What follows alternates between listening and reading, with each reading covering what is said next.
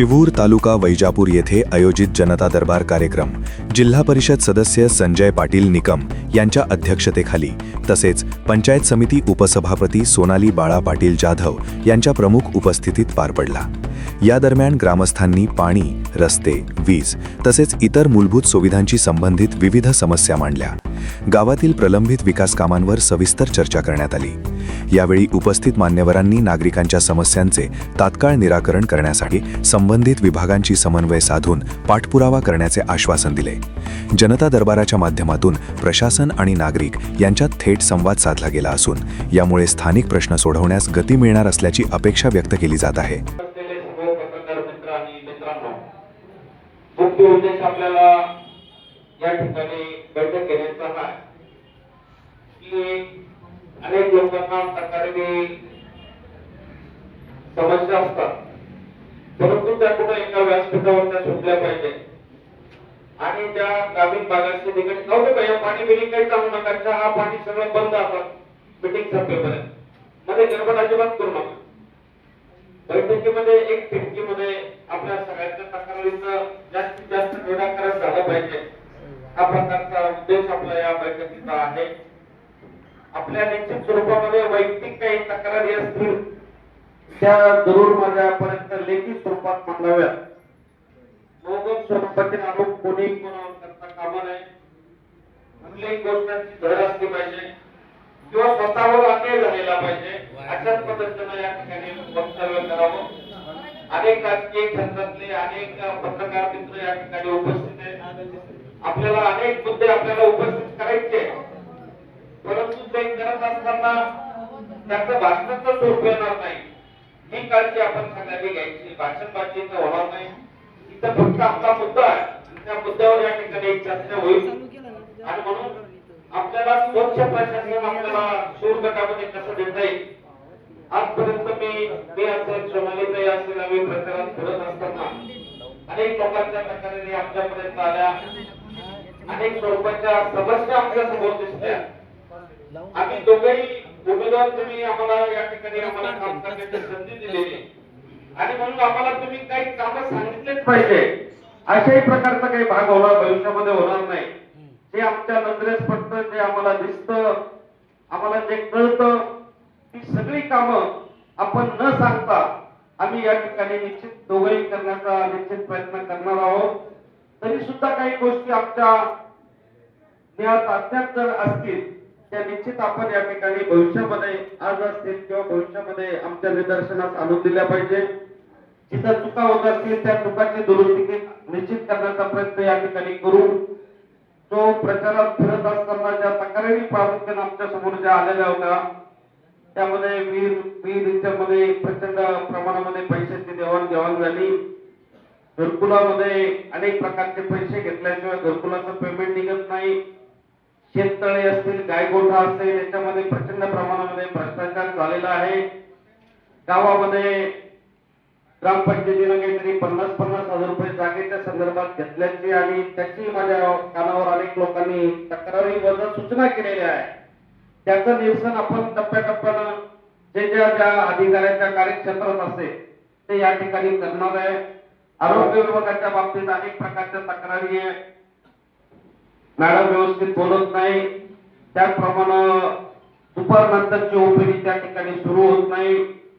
मी संपूर्ण गावात फिरत असताना त्या ठिकाणी आरोग्य कर्मचारी म्हणून गाव लेवलला काम करतात अशा वर्कर त्यांना कारण नसताना PSC ला या ठिकाणी बोलवलं जातं, त्यांना ड्युटी दिल्या जाते, त्यांना कुठलाही पगार मिळत नाही, त्यांना फक्त मानधन आहे गावामध्ये काम करण्यासाठी।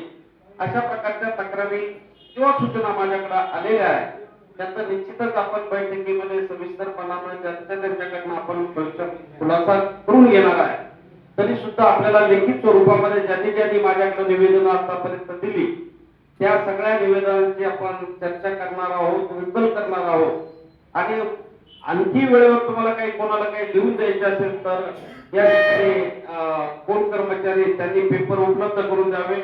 पेन आणि पेपर एक साधारणतः 2-3 ओळीमध्ये आपली तक्रार, आपला नाव, आपला फोन नंबर त्याच्यावर टाकावा, म्हणजे आपल्याला त्या बैठकीमध्ये ती चर्चा करता येईल।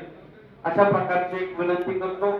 मागच्या काळात काय झालं, मागच्या काळात काय देवाणघेवाण झाली, परंतु मी आपल्या सगळ्यांना ऍश्युरन्स देतो की जिल्हा परिषद गटामध्ये, जिल्हा परिषदेच्या अखत्यारीमध्ये ईजीएसचं पेमेंट असेल, घरकुलाचं पेमेंट असेल, शेततळ्याचं पेमेंट असेल, कुठल्याही तुमच्या ग्राम रोजगार सेवकाला, कुठल्याही आपल्या दलालाला पैसे देता कामा नये इथून पुढच्या भविष्यामध्ये. ज्यांनी कोणी आतापर्यंत दिले असतील त्यांनी परस्पर त्यांच्याकडनं ते वसूल करायचे. त्यांना पैसे दिल्यानं कुठल्याही प्रकारचं काम होणार नाही, कारण सगळी ऑनलाईन प्रणाली झालेली आहे. ईजीएस मधले अनेक प्रकारचे बदल झालेले आहेत. त्यामुळे ज्यांनी तुम्हाला या ठिकाणी गठवलं असेल, ठगवलं असेल, त्यांच्याकडे घरी जाऊन तक्रार करणे आणि पैसे वसूल करणे ही तुमची जबाबदारी आहे. इथून पुढे मात्र एखादं काम पैशामुळे वाढलं तर ते मला असेल, सोनालीताई असेल, यांना सांगायचं, बाळा बोलत सांगायचं आणि इथून पुढे तुम्हाला कुठेही कोणी चिरीमिरी द्यायची काम पडणार नाही अशी ग्वाही आम्ही तुम्हाला या ठिकाणी देतो. परंतु काम करत असताना कामही आपलं योग्य असलं पाहिजे. बऱ्याच वेळेला एका विहिरीचं 2 ठिकाणून पेमेंट काढायचे प्रयत्न होतात. शेततळे कृषी विभागाकडून काही घेतले, काही इकडनं पेमेंट काढायचं, कृषी विभागाकडनं पैसे काढायचे आणि अशा प्रकारचे जर गुंतागुंत असेल आणि त्यावर तुम्ही कोणाला एखाद्या अधिकाऱ्याला ब्लॅकमेल करणार असेल तर ते मी खपून घेणार नाही. अधिकाऱ्यांना सुद्धा संरक्षण देण्याची माझी जबाबदारी. कोणी विनाकारण आरोप कोणावर या ठिकाणी अधिकाऱ्यांवर करत असतील त्यांनाही सपोर्ट माझं या ठिकाणी चांगल्या कामाला माझं त्यांचं समर्थन असणार आहे आणि म्हणून या सगळ्या बाबींची आपण प्रामुख्यानं दखल घ्यावी. आणि आता कामकाजाला सुरू करण्यापूर्वी गावामध्ये मुख्य मुद्दा तात्या पिण्याच्या पाण्याचा आलेला होता. एक 8 दिवसापूर्वी मला अनेक शहरातील लोकांनी पाण्याचे फोटो पाठवले होते. मी तात्काळ ते सीओ असतील, एक मिनिट, कसं नाव, कशाला आपसात चर्चा करता? आपसात बोलू नका. तुम्ही बोलायचं असेल तर मी बंद करतो मग हे सगळं. पिण्याच्या पाण्याच्या संदर्भामध्ये माझ्याकडे तक्रारी आल्या, अनेक लोकांनी फोटो पाठवले. मी ते फोटो सीओ साहेब असतील, जिल्हा परिषदेचे संबंधित अधिकारी असतील, आपले ग्रामविकास अधिकारी असतील, यांना सगळ्यांना सूचना केल्या. त्यानुसार उपअभियंता वैजापूरचे येऊन त्यांनी त्या ठिकाणी आपल्या स्थळावर भेट दिली आणि काय काय योग्य आपल्याला सध्या तात्पुरती काय मलमपट्टी करता येईल आणि पिवळेपणा कसा कमी करता येईल, पाणी स्वच्छ कसं देता येईल याचा प्रयत्न तात्पुरता एक 8 दिवसामध्ये थोडासा मदत करून आज काल मला परत काही लोकांचे ज्यांचा फोन आला आणि अनेक लोकांचे फोन आले तर भाऊ पाण्यामध्ये बदल झालेला आहे. म्हणजे थोडासा परिवर्तन आता आपल्याला सुरुवात झालेली आहे, परंतु थोडासा सगळा बदल होण्यासाठी वेळ लागणार आहे आणि म्हणून भविष्यामध्ये पिण्याच्या पाण्याचा प्रश्न आपल्याला कायमचा सोडायचा आहे. सार्वजनिक उतारीचा आपल्या गावामध्ये खूप मोठा प्रश्न आहे. अनेक लोक बाजारला येतात, शहरामध्ये आपल्या खरेदीसाठी येतात. गावकऱ्यांनाही या ठिकाणी आपण कुठं बसलो तर ठिकाणी जाण्याची सोय नाही, त्याच्यावरही आपल्याला चर्चा करायची. आरोग्य विभागाचे या ठिकाणी अधिकारी आलेले, एमएससीबीचे मंडळी आलेली आहे.